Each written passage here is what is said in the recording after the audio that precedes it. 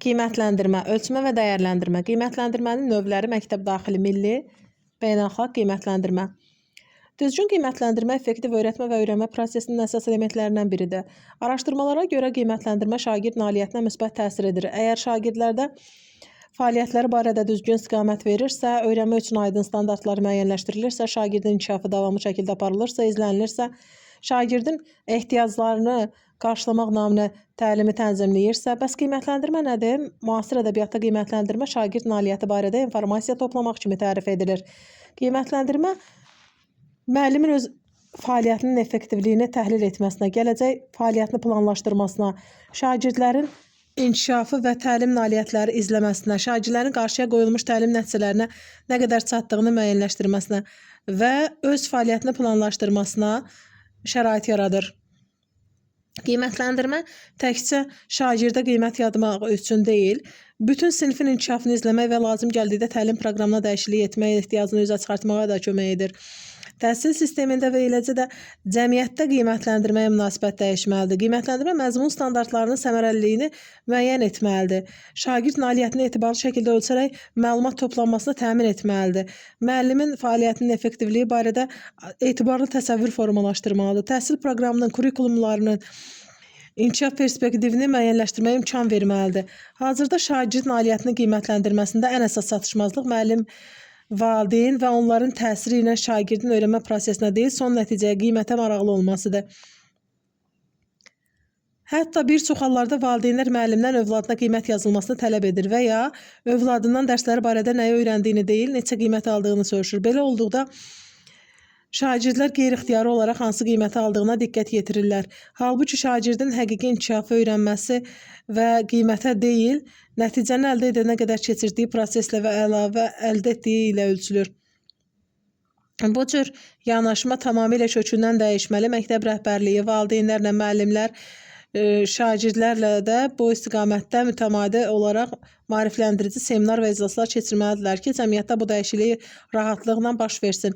Nəhayət, təhsil ictimaiyyəti cəmiyyətə düzgün qiymətləndirmənin şagirdin inkişafındakı əhəmiyyətini anlatmalı və bu işin lazımınca həyata keçirilməsinə dəstək verməlidir. Qiymətləndirmənin növləri milli, beynəlxalq, məktəb daxili və yekun qiymətləndirmə.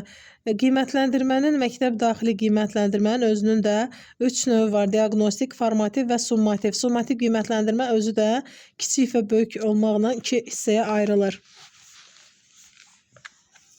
Qiymətləndirmə haqqında ümumi məlumat. Azərbaycan Respublikasının ümumi təhsilin dövlət standartları sənədi ümumi təhsil sistemində şagird nailiyyətlərinin qiymətləndirilməsi və monitorinqi sistemi, şagird nailiyyətlərinin qiymətləndirilməsi təhsil fəaliyyətinin zəruri tərkib hissəsi olaraq ardıcıl və sistemli xarakter daşıyır. Təhsilin keyfiyyətinin idarə olunmasına xidmət edir. Şagird nailiyyətinin qiymətləndirilməsi şəffaflıq, etibarlılıq, obyektivlik, qarşılıqlı əməkdaşlıq prinsiplərinə əsaslanmaqla təhsilin inkişafına yönəldilir. Deməli, şagird nailiyyətlərinin qiymətləndirilməsi hansılar oldu? Şəffaflıq, etibarlılıq, obyektivlik, qarşılıqlı əməkdaşlıq. Şagird nailiyyətinin qiymətləndirilməsini bir çox fəaliyyətləri var. Bir çox fəaliyyətlər burada özünü göstərə bilər. Bunlardan birincisi şagirdlərin təhsilə münasibəti, mövcud təlim göstəriciləri, müəllimlərin hazırlıq səviyyəsi, təhsil standartlarının, kurikulumların məqsəd uyğunluğu, şagird tədris resursları ilə təminat, idarə etmənin səmərəliliyi barədə məlumatların toplanıb təhlil edilərək dəyərləndirilməsi. İkinci, şagird və müəllimlərin fəaliyyətinin təhsil proqramlarının icra vəziyyətinin müşahidə olunmasından və nailiyyətinin qiymətləndirilməsini əks etdirən sənədlərin təhlilindən əldə edilmiş nəticələrə görə müvafiq qərarların qəbul olunması. Üçüncü, şagird nailiyyətinin qiymətləndirilməsi, attestasiya, məktəb daxili qiymətləndirmə, yekun attestasiya, milli və beynəlxalq qiymətləndirmə növlərini əhatə edir. Dördüncü, attestasiya, məktəb daxili qiymətləndirmə məqsədi ilə diaqnostik, formativ və summativ qiymətləndirmələr keçirir. 5-ci, diaqnostik qiymətləndirmə dərs ilinin və ya fənn üzrə tədris resurslarının nəzərdə tutulmuş hər bölmənin əvvəlində şagirdlərin bilik bacarıqlarının, o cümlədən maraq və motivasiyalarının ilkin qiymətləndirilməsi məqsədi ilə aparılır. 6-cı, formativ qiymətləndirmə təhsil alanının hər bir fənn üzrə proqramda müəyyən olunmuş məzmun standartlarının mənimsənilməsinə yönəlmiş fəaliyyətləri izləmək, bu prosesdə onun qarşısına çıxan çətinlikləri müəyyən edib, onları aradan qaldırmaq məqsədi ilə aparılır. 7-ci summativ qiymətləndirmə hər bir fənn üzrə təhsil proqramında müəyyənləşdirilmiş məzmun standartlarını müəyyən edir və bununla bağlı təhsil alanların əldə etdiyi nailiyyətlərin müəyyən olması məqsədi ilə aparılır. 8-ci ümumi təhsil müəssisələrində təhsil alanların yekun attestasiyası, ümumi təhsil pilləsinin ümumi orta və tam orta təhsil səviyyəsində başa vuran təhsil alanların təhsildə nailiyyətlərinin qiymətləndirilməsi məqsədi ilə həyata keçirilir. 9-cu milli qiymətləndirmə üzrə siniflərdə ayrı-ayrı fənlər üzrə keyfiyyət dəyişiklikləri dəyərləndirmək məqsədi ilə 3-5 ildən bir təşkil edilir.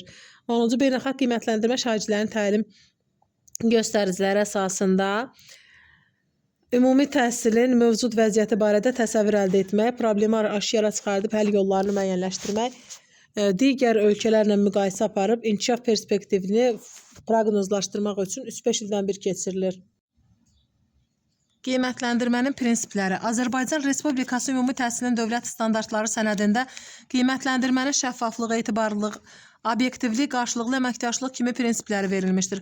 Qiymətləndirmənin həyata keçirilməsində ən əsas uyğunluq, vahidlik və etibarlılıq prinsipi gözlənilməlidir. Uyğunluq, vahidlik deyəndə nəzərdə tutulan odur ki, hazırlanmış tapşırıqlar həqiqətən nəzərdə tutulanı ölçürmü? Başqa sözlə desək, qiymətləndirmə əvvəlcədən planlaşdırılan bilik, bacarıq üzrə olan sahələri ölçməlidir. Şagirddə nəzərdə tutulan bilik və bacarıqları formalaşdırıb, nəzərdə tutulmayan bilik və bacarıqları ölçmək olmaz. Bu prinsiplə aparılan qiymətləndirmə şagirdlərin təlim nəticələrindən hansına nə dərəcədə çatdığını da asan şəkildə göstərə bilir. Təsəvvür edin ki, ingilis dili müəllimi bölmə ərzində indiki qeyri-müəyyən zamanın təsdiq formasını və 40-a yaxın söz keçib, yeni söz keçib. Bu bölmənin sonunda kiçik summativ qiymətləndirmə aparır. Müşahidə göstərilir ki, bir çox hallarda müəllimlər dərs zamanı şagirdlərin nailiyyətini qiymətləndirən zaman istifadə etdikləri meyarlar tədris olunan məzmunla uyğunluq təşkil eləmir. Yəni, validlik prinsipi pozur. Məsələn, biologiya dərsində müəllim xətt kimlər dəstəsini, gül çiçəklər fərqləndirilməsini keçir və müəllim şagirdlərin nailiyyətini tərtibat, əməkdaşlıq və vaxtdan düzgün istifadə kimi meyarlarla ölçür. Göründüyü kimi dərsin məqsədi ilə qiymətləndirmə arasında meyarlar uyğunluq təşkil eləmir. Etibarlılıq deyəndə qiymətləndirmə nəticələrindəki davamlılıq nəzərdə tutulur.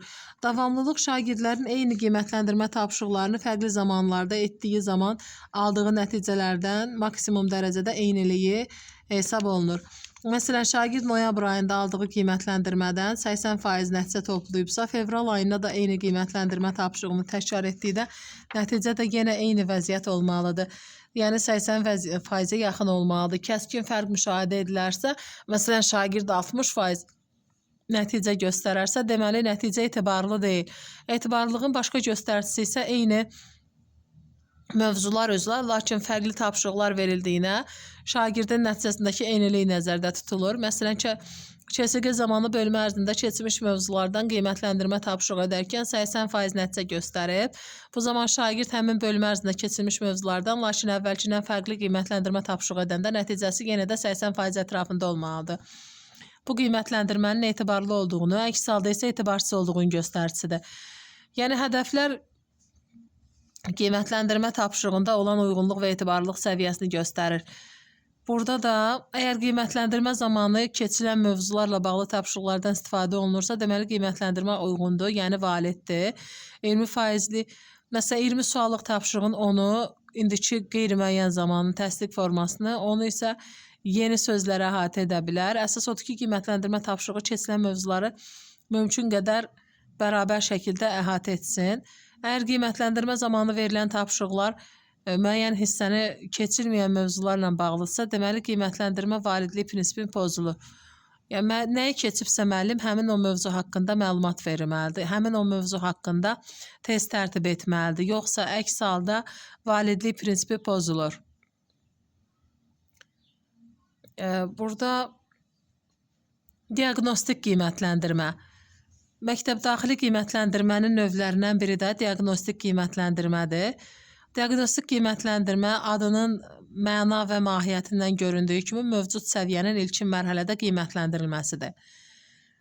Şagirdin fənn üzrə mövcud zəruri bilik və bacarıqlarının hansı səviyyədə olmasını, tədris prosesində qarşılaşdığı problemləri, öyrənmə xüsusiyyətlərini müəyyənləşdirməkdir. Bu qiymətləndirmə növü üçün müəllim üçün bir barometr rolunu oynayır. Dərsi effektiv şəkildə planlaşdırmağa, tədrisin effektiv qurulmasına imkan verir. Diaqnostik qiymətləndirmə nə zaman aparılır? Yeni dərs ilinin ikinci yarımilin əvvəlində və ya tədris resurslarında nəzərdə tutulmuş hər bölmənin əvvəlində və ya məktəbdən məktəbə, sinifdən sinifə keçdikdə.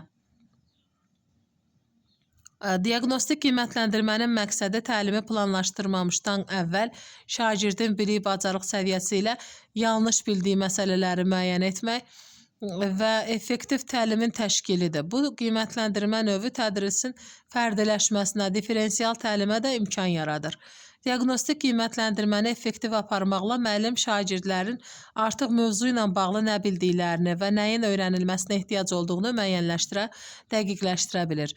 Bunun üçün şagird nəyi bilir, şagird nəyi bilmir, şagird sinif digər şagirdlərlə müqayisədə təlim nailiyyətinə görə hansı səviyyədədir, şagirdin təlim nailiyyətini necə inkişaf etdirmək olar kimi suallara cavab axtarır. Bu xüsusiyyətlər nəzərə alınmış tədris prosesi şagirdlər üçün darıxdırıcı olmur. Əksinə daha maraqlı gəlir. Belə qiymətləndirmə həm şagirdlərin yanlış bildiklərini aydınlıq gətirir, həm də müəllimə yeni mövzunun təqdim edilməsində nədən başlamalı olduğunu göstərir. Belə bir qiymətləndirmə şagird üçün risk təşkil eləmir. Çünki onun güclü və üzərində işləməli olan tərəflərini ortaya çıxarmağa xidmət edir. Həm diaqnostik, həm formativ qiymətləndirmə təlimi daha effektiv təşkil etmək üçün müəllimi məlumatlandıran qiymətləndirmə vasitəsi olmasına baxmayaraq, onlar qiymətləndirmə zamanı fərqli aspektlərə də toxunur. Bu qiymətləndirmədə keçiriləcək mövzu ilə bağlı həm köhnə, həm də yeni biliklər yoxlanılmalıdır. Formativ qiymətləndirmə dərs boyu davam edir və müəllim keçirilənlərin şagird tərəfindən nə dərəcədə mənimsənildiyini ölçür. Diaqnostik qiymətləndirmə bütün qiymətləndirmələrdən əvvəl aparıldığından mövcud vəziyyət şagirdlərin bundan əvvəl həmçinin aşağı siniflərdə nəyi öyrənmiş olduqlarını aşkar edir. Məsələn, tarix fənnində 7 illik müharibə mövzusunda keçid almamışdan əvvəl şagirdlərin İngiltərənin bundan əvvəl iştirak etdiyi müharibələr haqqındakı biliklərini və 7 illik müharibə haqqında nə bildiklərini yoxlamaq lazımdır. Diaqnostik qiymətləndirmə üçün nəzərdə tutulmuş tapşırıqlardan həm də şagirdlərə bölmənin sonunda nələri öyrənmiş olduqlarını müəyyənləşdirməkdə də istifadə etmək olar.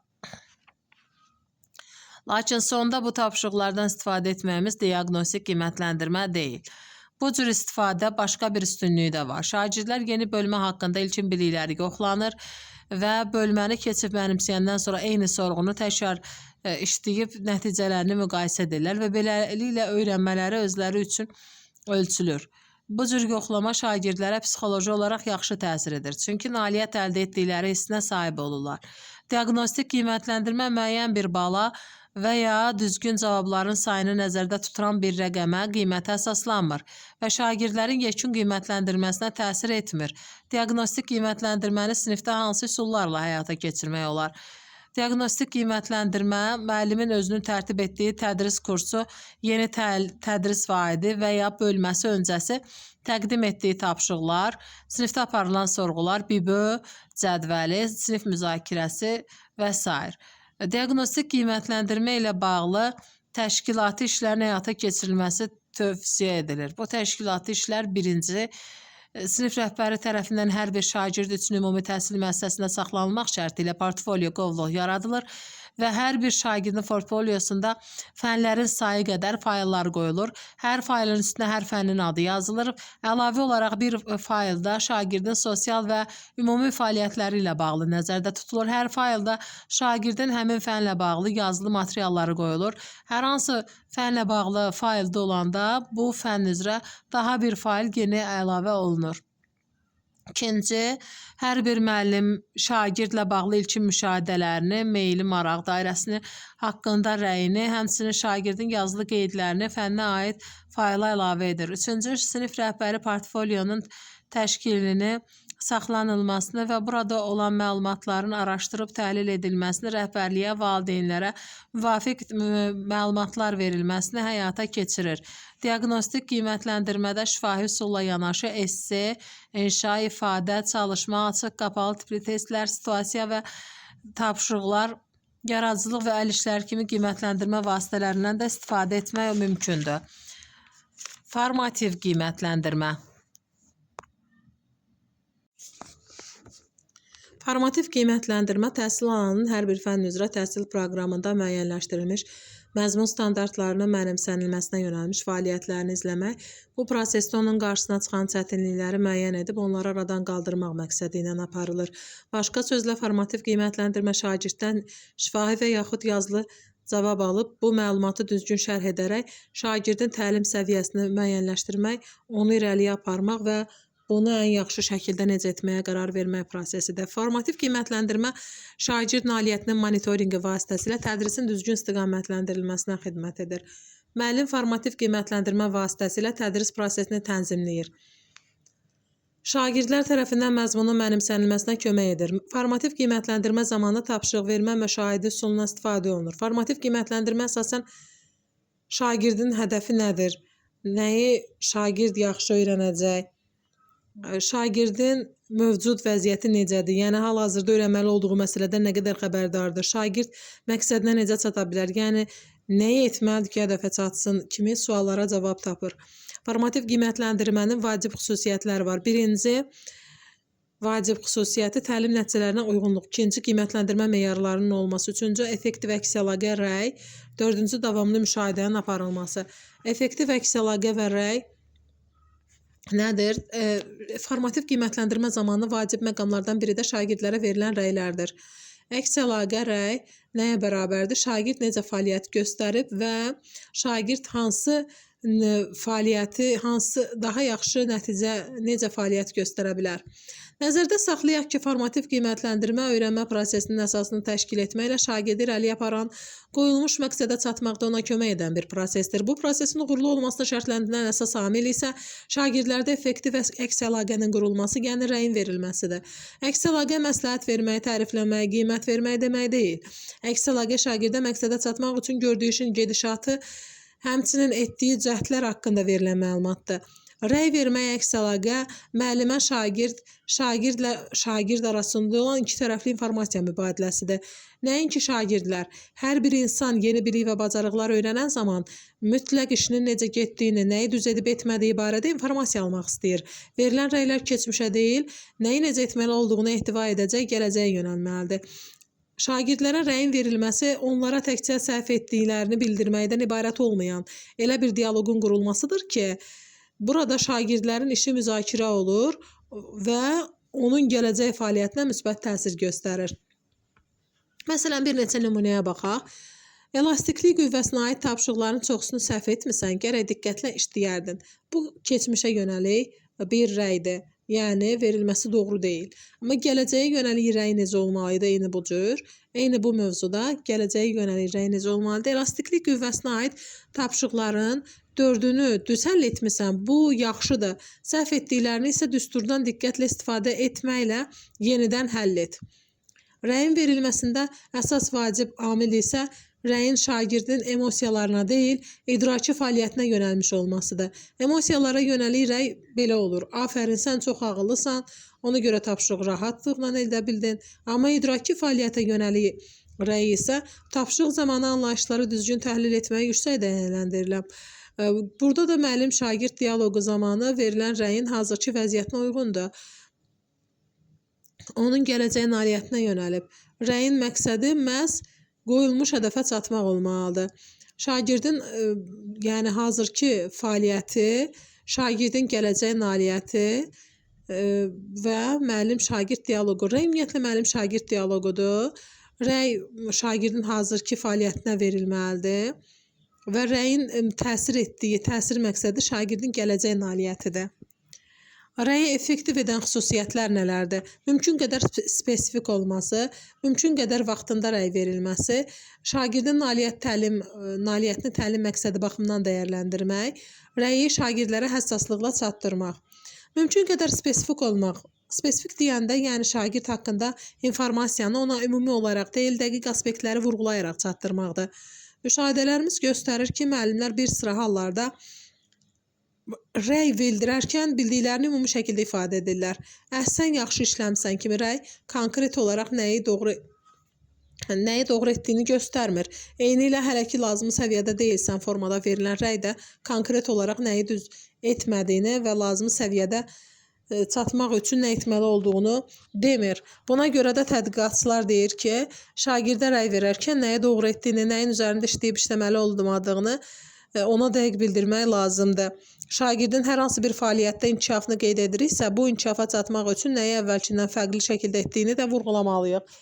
Buna görə də sonuncu dəfə rəy verdiyimiz müddətdən bu vaxta qədər şagirddə hansı dəyişikliklər və inkişafın olduğunu onun nəzərinə çatdırmaq lazımdır. Deməli dedik ki, rəyi effektiv edən xüsusiyyətlərdən biri də mümkün qədər vaxtında rəy verməkdir. Müəllim şagirdə müşahidə etdiyi və çatdırmalı olduğu bir məsələni ona günlər, aylar sonra yox, elə həmin vaxt bildirməlidir. Düzdür, bəzən elə heç də həmişə göründüyü kimi olmur, o saat çatdıra bilmirik, mümkün olmaya bilər, amma bununla belə rəy nə qədər tez verilsə, o qədər yaxşıdır. Rəyi effektiv edən xüsusiyyətlərdən biri də şagird nailiyyətini təlim məqsədləri baxımından dəyərləndirməkdir. Şagird nailiyyəti təlim məqsədləri baxımından dəyərləndirəndə şagirdə rəy onların əldə etmək istədiyi xüsusi bir nailiyyət barəsində olanda daha effektiv xarakter alır. Bu rəy şagirdə son məqsədə çatmaq üçün nə etməli olduğunu aydın şəkildə bildirməlidir. Verilən rəy şagirdi qoyulmuş məqsədə doğru aparmalıdır. Rəyi effektiv edən xüsusiyyətlərdən biri də rəyi şagirdlərə həssaslıqla çatdırmaqdır. Rəyin şagirdə necə verilməsi onun şagird tərəfindən necə qəbul olunmasına da təsir göstərir. Ona görə verilən rəyin müsbət yanaşma ilə başlaması, pozitiv istiqaməti olması vacibdir. Hər bir şagirdin gördüyü işdə sayı az olsa, mütləq müsbət məqamlar var və rəy həmin müsbət məqamlardan başlanmalıdır. Müsbət rəy şagirdin yaxşı fəaliyyətini ona vurğulayır. Onda öyrənməyə həvəs yaradır. İnamını və özünü qiymətləndirməsini yüksəldir. Ona özünü dəyərli hiss etdirir. Müəllim nəzərə almalıdır ki, istənilən növ qiymətləndirmə şagird üçün müəyyən qədər emosional təsir edir. Şagirdin yalnız problemli tərəflərini ona çatdırmaq onun özünə inamını, özünü qiymətləndirməsini kəskin aşağı sala bilər. Müəllimin qiymətləndirməsində, rəy verməsində məqsədi şagirddən inkişafa nail olmaqdır. İnkişaf isə müsbət bir xüsusiyyətdir. Ona görə də hətta şagirdin bu günə qədərki fəaliyyəti yalnız səhvlərdən ibarət olsa belə, mütləq şagirddə daimi inkişaf vurğulanmalıdır. Hətta negativ rəylər verəndə gələcəkdə müsbət rəylər versək belə, bu müsbət rəylərin də təsir gücünü indidən azalda bilər. Buna görə də müəllimlər rəy verərkən həssas, konstruktiv olmalıdırlar. Bəzən müsbət məzmunu və niyyəti olan rəy şagirdə yanlış formada çatdırıla bilər. Onun motivasiyasına mənfi təsir göstərə bilər. Tədqiqatçılara görə iki situasiya var ki, buralarda verilən rəy şagirddə əks təsirə səbəb ola bilər. Bunlardan birincisi şagirdin monitorinqin çox ciddi şəkildə aparıldığını, yəni müəllimin daim ona nəzarət etdiyini, onun üzərindəki kontrolunu yaxından hiss etməsidir. Bu halda şagird həyəcanlanır və yavaş-yavaş öyrənmə prosesindən uzaqlaşır. İkinci hal isə rəy verərkən şagirdin bunu sinifdəki rəqabət kimi anlamasıdır. Bəzi hallarda şagirdlərə verilən rəy onlar arasındakı rəqabət yarada bilər aralarında. Bu da şagirdin mənfi təsirlənməsinə gətirib çıxarda bilər. Məsələn, sən də Əhməd kimi bu üsuldan istifadə etsəydin, nəticən yaxşı olardı nümunəsində. Şagirddə ona nümunə çəkiləcəyi üçün sinif yoldaşı Əhmədə qarşı qıcıq və ikra hissi də oyana bilər. Belə rəydən sonra həmin şagird öyrənmə prosesinə qoşulub inkişaf edə bilməyəcək. Belə halın baş verməməsi üçün müəllim mümkün qədər ehtiyatlı olmalıdır. Şagirdə verilən rəylər onu bir-biri ilə deyil, özlərinin əvvəlki vəziyyəti ilə müqayisə etməlidir. Məsələn, keçən dərsimizdən fərqli olaraq anlayışlar arasında əlaqə qurmaqla fikrini əsaslandırmış şəkildə izah edə bilərsən. Nümunəsi şagirdi başqası ilə deyil, özünün əvvəlki vəziyyəti ilə müqayisə etmiş olur. Bununla da şagird özünün başqası ilə müqayisə etmək hissindən uzaq olacaq və özünün öyrənilməsinə köklənəcək. Əks halda şuuraltı olaraq davamlı şəkildə şagirdlər özlərini başqası ilə müqayisə edəcəklər ki, bu da onlarda yanlış keyfiyyət formalaşdıracaq. Rəy zamanı test istifadə etmək olan sözlər nələr ola bilər? Tapşırıqlar üzərində yorulmadan çalışmağın xoşuma gəlir. Mən görürəm ki, tapşırığın həllində bu üsuldan istifadə etmisən. Mənə maraqlıdır ki, bu məqamda bu üsuldan istifadə etməyinin səbəbi nədir? Əgər tapşırıq üçün digər bir üsuldan istifadə etsəydin, nəticə gözlədiyin kimi olardımı? Beləliklə, hər bir müəllim şagirdə müsbət dəstəkləyici, konstruktiv və həmin şagirdi nəzərə alan rəy verməlidir. Rəy yalnız müəllim tərəfindən verilmir. Şagirdlər özləri də bir-birinə rəy verə bilərlər. Bunun üçün onlar konstruktiv, yəni bir-birinin inkişafına yönəlmiş, emosional cəhətdən həssas və daha çox müsbət tərəflərə köklənmiş rəy verməli, bacarmalıdırlar. Rəy vermə elə bir həyati bacarıqdır ki, bunu hər bir şəxs gündəlik həyatda istifadə edir. Xüsusən valideynlərin bu prosesdə ehtiyatlı olmaları lazımdır. Günümüzdə öz övladını başqa uşaqlarla davamlı olaraq müqayisə edən, onların həyata baxışını, psixologiyasını zədələyən valideynlərin sayı azlıq təşkil eləmir. Müəllim-şagird ünsiyyətində xüsusi rolu olan əks əlaqə müəyyən məqsədə xidmət edir və yalnız məqsədə uyğun olduğu halda şagird üçün faydalı olur. Məqsədə görə əks əlaqə formativ və summativ olur. Formativ əks əlaqə öyrənmə prosesində verilir. Əsas məqsədi şagirdi inkişaf etdirmək, fəaliyyətini düzgün istiqamətləndirmək, summativ qiymətləndirməyə qədər şagirdi inkişaf etdirməkdən ibarətdir. Summativ əks əlaqə hər hansı bir bölmənin fəaliyyətin sonunda verilir. Şagirdin qazandığı bilik və bacarıqların nəticəsini dəyərləndirməyə xidmət edir. Şagirdin hansı bacarıqları qazandığını, qoyulmuş məqsədə nə dərəcədə çatdığını dəyərləndirməsidir. Şagirdə nəticə olaraq fəaliyyəti haqqında, nədə uğur qazanıb qazanmadığı haqqında məlumat verilir. Doğrudur, burada da gələcək inkişafla bağlı fikirlər əks oluna bilər, amma burada əsas diqqət inkişafdan çox şagirdin nə üçün bu yekun qiyməti aldığının əsaslandırılmasına yönəlir. Əks əlaqənin növləri. Korrekt edici əlaqə, burada əsas diqqət şagirdin buraxdığı səhvlərə yönəlir. Bu zaman şagirdə doğru informasiya və ya konseptlər hazır şəkildə təqdim edilir. Məsələn, şagird mətni oxuyur və sözü düzgün tələffüz etmir. Müəllim sözün düzgün tələffüzünü səsləndirir və ya riyaziyyat dərsində şagird hər hansı bir düsturu unutduğu üçün prosesi davam etdirə bilmir və müəllim şagirdə həmin düsturu təqdim edir. Belə ki, bu məqamda hər bir faktoloji və prosedural bilik ilə bağlı anlamda düzəliş etmək daha səmərəlidir. Bu şagirdin diqqətinin yayınmamasına, prosesi sürətlə davam etdirməsinə kömək edəcək. Təsviri əks əlaqə nədir? Bu əks əlaqə şagirdin nəyi yerinə yetirib yetirmədiyi haqqında təsvir yaradır. Yəni, müəllim şagirdin fəaliyyətindəki uğurları, çatışmazlıqları haqqında detallı bir fikir bildirir. Bu zaman müəllim heç bir münasibət göstərmir. Məqsəd ümumiyyətlə şagirdin diqqətini tapşırığın hansı hissəsindən uyğun olub olmadığına şagirdin diqqətinə çatdırmaqdır. Konstruktiv əks əlaqə nədir? Bu əks əlaqədə şagirdin tapşırıqda nəyi düzgün, nəyi yanlış yerinə yetirdiyi haqqında məlumat verilir. Həmçinin səhvləri necə düzəltməyin yolları göstərilir. Motivedici əks əlaqə. Bu əks əlaqə şagirdləri daha çox emosional dəstəkləməyə xidmət edir. Emosional rəy verməklə səhv salınmamalıdır. Şagirdlərin öyrənmə prosesində göstərdikləri səy, uğurlar, xüsusi məqamlar vurğulanır. Nəticəyə yox, prosesə yönəlir. Beləliklə də bu əks əlaqə öyrənmə prosesi zamanı çətinlik çəkən, özünə inamı aşağı olan şagirdlər üçün çox faydalıdır. Əks əlaqənin məzmunu nə deməkdir? Öyrənmə prosesi haqqında əks əlaqə ola bilər, məzmun haqqında əks əlaqə ola bilər, məhsul, nəticə haqqında əks əlaqə ola bilər. Deməli, əks əlaqənin məzmunu deyəndə 3 nəzərdə tutulan əsas şey var.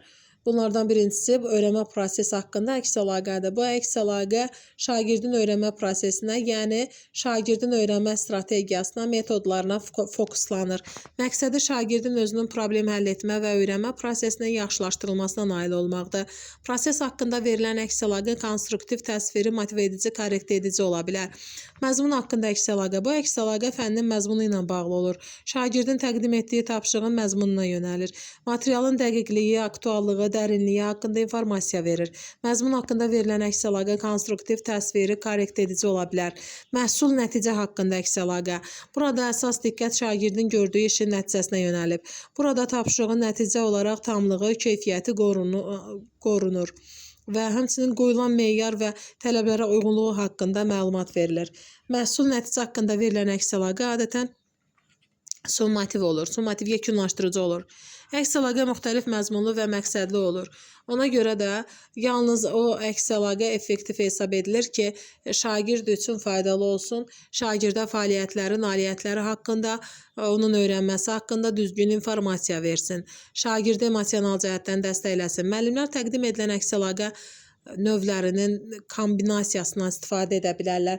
Əks əlaqə həm şagirdlərin öz aralarında, müəllim-şagird arasında da ola bilər. Həmçinin şagirdin öz fəaliyyətinə də əks əlaqə verə bilər. Əsas məsələ odur ki, verilən əks əlaqə obyektiv olsun. Bunun üçün şagirddə tənqidi, yaradıcı təfəkkür, metakognitiv bacarıqlar formalaşdırmaq, onun emosional intellektini inkişaf etdirmək vacibdir.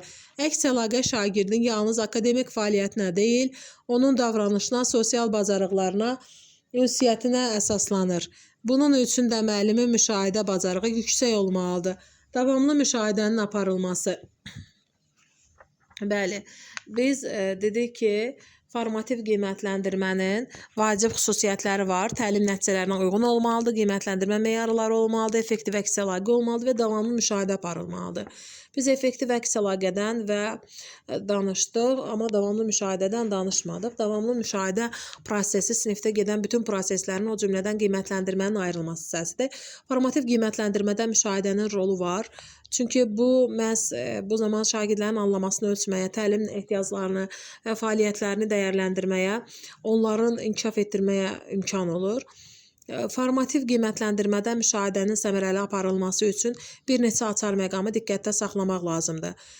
Davamlı proses olmalıdır, formal və qeyri-formal olmalıdır, səmərəli əks əlaqə üçün faydalı olmalıdır, şagirdin təlim ehtiyacları haqqında məlumat toplanmalıdır, qeyri-verbal informasiyanın oxunması, həmçinin sinifin dinamikasının anlaşılması, qeydiyyatın aparılması, özlü qiymətləndirməni dəstəkləmək üçün aparılmalıdır. Bu açar məqamlardan birincisi davamlı prosesin olmasıdır. Müşahidə formativ qiymətləndirmədə davamlı və arası kəsilməz bir prosesdir. Hər hansı bir tapşırıq və ya testlə məhdudlaşa bilməz. Müşahidə bütün tədris prosesində aparılmalıdır. Formal və qeyri-formal olması. Qeyri-formal müşahidə bütün dərs boyu aparılır. Formal müşahidə isə daha strukturlu şəkildə aparılır. Məsələn, ümumiləşdirici dərslərdə, viktorinalar və kiçik layihələr zamanı.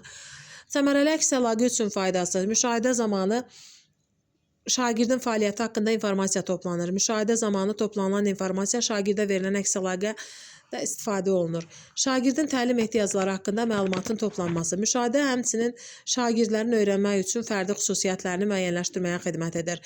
Şagirdlərin tapşırıqları necə yerinə yetirdiklərini, cavablarını, məsələyə yanaşma tərzini müşahidə edərkən onlar haqqında ətraflı məlumat əldə edilir. Yəni, məsələn, ətraflı məlumat deyəndə öyrənmə tərzi haqqında, şəxsiyyət növü, fənnə münasibəti, fənni anlaması, sosial bacarıqların mövcudluğu haqqında məlumat əldə edilir. Qeyri-verbal informasiyanın oxunması, bədən dili, mimika və digər qeyri-verbal siqnalların onların emosional vəziyyəti, mövzunu anlamaları haqqında məlumat verir. Bu baxımdan müşahidə zamanı qeyri-verbal informasiyanın oxunması mühüm əhəmiyyət kəsb edir. Və verbal bilirsiniz də sözləndir, qeyri-verbal isə gözlə, baxaraq, sadəcə müşahidə edərək. Sinifin dinamikasının anlaşılması. Müşahidə sinifin dinamikasını, şagirdlərin dərsdə nə qədər aktiv və ya pasiv olduğunu, cəlb olunmanın, o cümlədən şagirdlərin bir-biri ilə və müəllimə nə dərəcədə ünsiyyət qurduqlarını müəyyənləşdirməyə xidmət edir. Bu da tədrisin səmərəli olmasında mühüm rol oynayır. Qeydiyyatın aparılması. Müşahidənin nəticələrinin qeydiyyatı aparılmalıdır. Çünki qeydlər valideynlərlə, şagirdlərlə, digər müəllimlərlə müzakirə zamanı, dərslərin planlaşdırılması zamanında istifadə olunur. Bilər.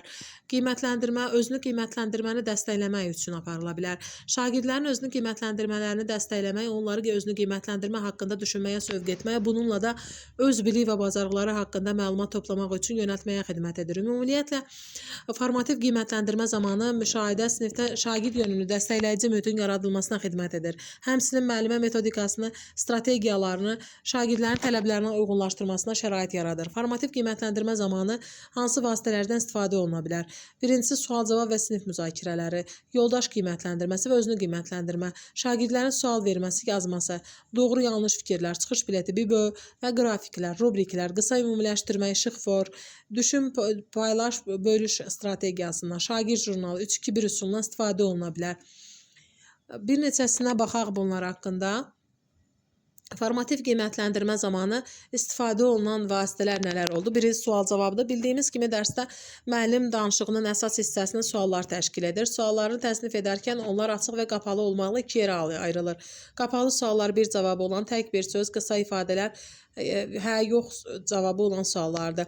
Qapalı sualların xüsusiyyətləri faktlara əsaslanır, yaddaşa əsaslanır, təfəkkürün inkişafını dəstəkləmir, sualı verən tərəf dialoqa nəzarət edə bilir. Məsələn, Macarıstanın paytaxtı haradır? Qısa qapalı sualdır. Açıq suallar isə təfəkkürə yönəlmiş suallardır. Şagirdin təxəyyülünü məhsulu olan, adətən fərqli cavabları olan suallardır. Açıq sualların xüsusiyyətləri nələrdir? Şagirdləri düşünməyə, refleksiya etməyə sövq edir, fikirlər formalaşdırır, dialoqa nəzarəti şagirdlərə həyata keçirilir, şagirdin dərsə cəlb olunmasını təmin edir. Sənə görə sağlam həyat tərzi nədir? Açıq suala nümunə ola bilər. Sinif müşahidələri göstərir ki, müəllimlər şagirdlərə daha çox qapalı suallar verirlər. Bu da bir qədər problemli məsələdir. Çünki qapalı suallar adətən bir sözdən, bir qısa cavabdan ibarət olur. Bu da yuxarı təfəkkür səviyyəsinin bacarıqlarını tələb etmir. Açıq suallara cavab verərkən isə şagirdlərdə koqnitiv canlama baş verir. Çünki sualın bir konkret cavabı olmur. Qeyd etmək lazımdır ki, şagirdlərə hər iki tip sualın verilməsi, lakin yüksək təfəkkür səviyyəsini inkişaf etdirmək baxımından açıq sualların verilməsi daha məqsədəuyğun hesab edilir. Sual-cavab prosesindən danışarkən nəzərə alınmalı olan məsələ gözləmə vaxtıdır. Düşünmə vaxtının verilməsi verilən cavabların düzgünlüyünü, əhatəliliyini artırır. Cavabı tapa bilməyən şagirdlərin sayı isə azalır. Cavab vermək istəyən şagirdlərin sayı artır. Gözləmə vaxtının nə qədər olması məqsədə uyğundur. Belə qəbul olunmuşdur ki, dolğun cavab vermək üçün sinifdə düşünmə vaxtı çətinlik səviyyəsindən asılı olaraq təxminən 10 və 30 saniyə ola bilər. Gözləmə vaxtı şagirdə rahat düşünməyə, fikrini cəmləşdirməyə, həyəcanı azaltmağa imkan verir. Şagirdin özünü qiymətləndirməsi və yoldaş qiymətləndirməsi. Sinifdə qiymətləndirməni aparan yeganə insan müəllim deyil. Şagirdlər özləri də öyrənmələrinə nəzarət edib onu ölçə bilərlər. Şagirdlərin özünü qiymətləndirməsi öyrənmədə vacib məqamlardan biridir. Çünki şagirdlər öyrənmə məqsədlərinə, təlim nəticələrinə o vaxt çata bilərlər ki, bu məqsədləri onlara çatmaq üçün nəyə ehtiyaclarının olduğunu başa düşürlər. Şagird üçün özünü qiymətləndirərkən bir tərəfdən metaqognitiv düşüncəni tətbiq edərək öz öyrənməsini ölçür və təlim məqsədlərinə çatmaq yolunda harda olduğunu yoxlayır. Digər tərəfdən isə özü üçün öyrənmə strategiyaları, onları necə tətbiq edəcəyi barədə düşünür. Əgər şagirdlərin metaqognitiv bilikləri olsa, müəyyən bir təlim fəaliyyəti üçün özlərinə daha əlverişli bir strategiya müəyyənləşdirə bilərlər. Deməli, özünü qiymətləndirmədə şagird iki fəaliyyəti həyata keçirir. Öz öyrənməsini ölçür və inkişafı üçün öyrənmə strategiyasını müəyyənləşdirir. Özünü qiymətləndirmə zamanı şagirdlər özləri ilə bir növ daxili dialoq halında olurlar. Burada vacib olan əsas məsələ şagirdlərin daxili səslərinin formalaşdırılmasını, yəni öz fəaliyyətlərini refleksiya etmələrini daim müəllimlər tərəfindən dəstəklənmələridir. Bu cür dəstəklənmə sadə sualların, məsələn, mövzunu tam anladığını düşünürsənmi? Elədirsə, bunu necə sübut edə bilərsən? Kimi getdikcə isə daha mürəkkəb, məsələn, səncə hansı strategiyadan istifadə etsən öyrənməni möhkəmləndirə bilərsən? Kimi sualların verilməsi ilə həyata keçirilə bilər? Özünü qiymətləndirmə adətən yoxlama cədvəlləri vasitəsilə aparılır. Bu yoxlama cədvəllərin ölçməsi lazım olan bilik və bacarıqdan asılı olaraq dəyişə bilər. Özünü qiymətləndirmək kimi yoldaş qiymətləndirməsi də şagird yönümlü qiymətləndirmənin əsas vasitələrindən biridir. Yoldaş qiymətləndirməsi şagirdlərin digər şagirdlərə rəy verməsidir və məqsədi şagirdlərin öyrənmə prosesində bir-birinə kömək etməsidir. Bu cür qiymətləndirmənin əhəmiyyəti təlimdə ona görə böyükdür ki, öz fəaliyyəti haqqında yoldaşından rəy alan şagird qədər həmin rəyi verən şagird də bu prosesdən bəhrələnir. Çünki rəy verərkən şagirdlər təlim standartlarını, meyarları başa düşüb mənimsəyirlər ki, bu da onlara öz fəaliyyətlərini də qiymətləndirməyə imkan verir. Bu baxımdan yoldaş qiymətləndirməsi və özünü qiymətləndirmə bir-biri ilə çox bağlıdır. Yoldaş qiymətləndirməsi üçün sinifdə güclü dəstəkləyici mühit olmalıdır ki, şagirdlər arasında bir-birinə inam olsun və verilən rəylər şagirdlər arası münasibətlərə xələl gətirməsin. Bu cür mədəni öyrənmə mühiti olan sinifdə Şagirdlər başa düşür ki, onlar təkcə öz öyrənmələri üçün deyil, yoldaşlarının öyrənməsi üçün də məsuliyyət daşıyırlar və bu məsuliyyətin bir hissəsi də hörmətə əsaslanan konstruktiv və mühakimədən uzaq rəylər verməkdir. Yoldaş qiymətləndirməsi xüsusi olaraq layihə və qrup işlərində şagird fəaliyyətini qiymətləndirərkən böyük əhəmiyyət daşıyır. Çünki bu işlərdə, xüsusilə də sinifdən kənar iş zamanı müəllimin hər bir şagirdi müşahidə etmə imkanı olmur. Bu halda şagirdlərin bir-birini qiymətləndirməsindən istifadə edilə bilər. Belə rubriklərə misal olaraq demək olar ki, özünü qiymətləndirmək üçün nümunəyə baxaq. Tarix dərsində bölmə sonunda şagirdlərə verilən özünü qiymətləndirmə cədvəli. Azərbaycan 9-11-ci əsrlərdə ümumi siyasi vəziyyəti şərh edə bilirəm. O dövrün mühüm şəxsiyyətlərinin fəaliyyətlərini oxşar və fərqli xüsusiyyətlərinə görə müqayisə edə bilirəm. O dövrdə yaranan dövlətlərin xəritədə yerini müəyyənləşdirə bilirəm. Yoldaş qiymətləndirməsi üçün nümunə. Qiymətləndirilən şagird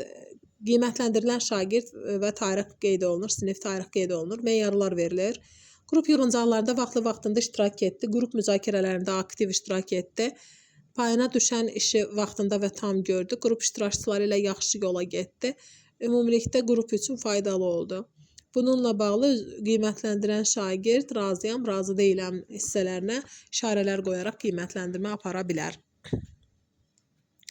Adətən müəllimlər yoldaş qiymətləndirməsi zamanı şagirdlərin bir-birini obyektiv qiymətləndirməyəcəklərindən narahat olurlar. Yəni müəllimlər düşünə bilir ki, şagirdlər arasında olan dostluq münasibətinə xələl gətirməmək üçün bir-birlərinin fəaliyyətini şişirdə və ya münasibətləri elə də yaxşı olmayan yoldaşlarına qarşı qərəzli dəyərləndirmə apara bilərlər. Belə şübhələrin qarşısını almaq üçün müəllim bu barədə şagirdlərlə danışmalı, onlarda qiymətləndirmə bacarığı formalaşdırmalıdır. Yoldaşının işində, fəaliyyətində, davranışında bəyəndiyin bir şeyi qeyd et. Yoldaşının işində, fəaliyyətində, davranışında sənə maraqlı olan bir şey haqqında danış. Yoldaşının işi, fəaliyyəti, davranışı barədə bir şeyi təklif elə. Bu cür dəyərləndirmə şagirddən yoldaşını diqqətlə müşahidə edib fikrini əsaslandırmağı tələb etdiyi üçün subyektivliyin qarşısını almaqda kömək edəcək. Çıxış bileti. Formativ qiymətləndirmə üsullarından biri də çıxış biletidir. Dərsin bitməyinə təxminən 5 dəqiqə qalmış müəllim lövhəyə 1-2 refleksiya sualı yazır və şagirdlərə cavabı üçün kiçik kağız parçaları təqdim edir. Bu cür suallar dərsin müxtəlif aspektlərini, təlim nəticələrinin əldə olunmasını, öyrənmə prosesi, təlim fəaliyyətinin effektivliyini əhatə edə bilir. Məsələn, bugün öyrəndiyin bir şeyi qeyd et, bugün öyrəndiklərini real həyatda necə istifadə edə bilərsən, qrup işi ilə bağlı bəyəndiyin nə oldu? Mən bugün başa düşə bilmədim. Haqqında daha çox öyrənmək istəyirəm. Bugünkü dərslə bağlı ağlınızda hansı sual qaldı?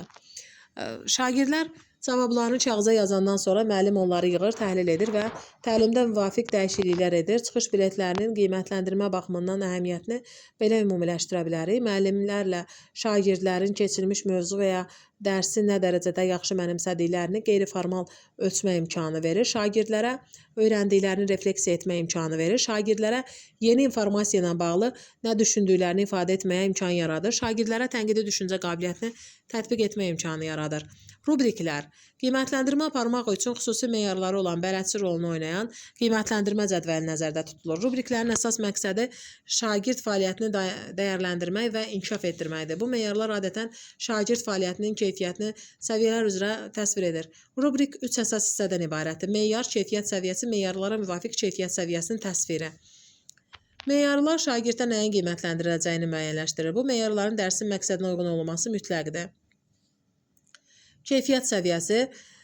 Burada meyarların necə, hansı səviyyədə qiymətləndiriləcəyi öz əksini tapır. Meyarlara müvafiq keyfiyyət səviyyəsinin təsviri isə hər bir səviyyənin meyarlara uyğunluğunun təsviri əks olunur. Şagird özünün nailiyyəti barədə aydın təsəvvürə malik olur və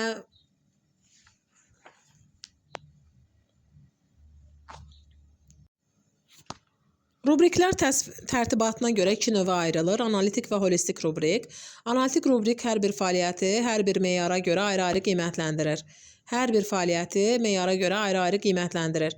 Sinif fəaliyyətləri üçün adətən analitik rubrik, yəni hər bir kriteriyaya ayrı-ayrılıqda baxmaq daha əlverişli sayılır.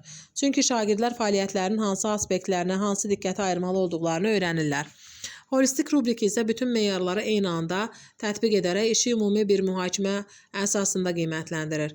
Məsələn, təsəvvür edək ki, tarix dərsində şagirdlərə intibah dövrü haqqında təqdimat yazmaq tapşırılan və müəllim şagirdlərə təqdimatla bağlı olan gözləntiləri holistik rubrik vasitəsilə çatdıra bilər. Bu da ona görədir ki, holistik rubrik bir neçə meyarı birlikdə nəzərə alaraq şagirdə qiymətləndirmə şkalası təqdim edir. Bundan başqa rubrikləri ümumi və tapşırığa əsaslanmaq xüsusiyyətinə görə də ayıra bilərik. Deməli, tərtibatına görə analitik və holistik, analitik ayrı-ayrı qiymətləndirir, holistik birləşdirir meyarları və ümumi və tapşırığa əsaslanmaq xüsusiyyətinə görə də rubriklər ayrılır. Ümumi rubriklərin meyarları ümumi olaraq müxtəlif növ tapşırıqları əhatə edə bilər və bu tapşırıqların öyrənmə məqsədləri də eyni olur. Məsələn, esse yazmaq və riyazi məsələlərin həlli, qrup işindəki fəaliyyət və s. Essenin mövzusundan asılı olmayaraq hazırladığımız rubrik bütün esselər üçün dəyişməz qalacaq. Ümumi rubriklərin üstünlüyü ondan ibarətdir ki, təkrar-təkrar yazmağa ehtiyac olmur. Tapşırığa əsaslanan rubriklər isə adından göründüyü kimi müəyyən spesifik tapşırıqlar, fəaliyyətlər üçün istifadə olunur. Tapşırıqdan tapşırığa dəyişə bilir. Rubrikləri hazırlayarkən birinci məsələ rubrikin qiymətləndirildiyi tapşırıq və ya fəaliyyət üçün meyarların müəyyənləşdirilməsidir. Yəni, müəllim şagirddən nəyi gözləyir, onun fəaliyyətində nəyə diqqət yetirir. Rubriklərdə müəllimin nəyə diqqət yetirəcəyi meyarlar şəklində yazılır, təsvir olunur, şagirdlər üçün əldə etməli olduğu məqsədlərə çevrilir. Ona görə də meyarlar tapşırığın və ya şagird fəaliyyətinin ən vacib aspektlərini əhatə etməlidir. Rubrik meyarının seçilməsi üçün bəzi meyarlar var. Məsələn, rubrik meyarları tapşırığın özünün aspektləri ilə bağlı deyil, təlim nəticələri ilə əlaqədar olmalıdır. Bundan başqa rubrik meyarları izah və müşahidə oluna bilən olmalıdır. Bu meyarlar həmçinin bir-biri ilə əlaqəli olsa da, həm də fərqli olmalıdır. Nəhayət, rubrik meyarları ölçülə bilən olmalıdır ki, keyfiyyəti aşağı və ya yuxarı olaraq ölçmək mümkün olsun. Beləliklə də rubrik tərtib edərkən müəllim özünə şagirdin işinin hansı xüsusiyyətini onun öyrəndiyini sübut edir sualını verməlidir.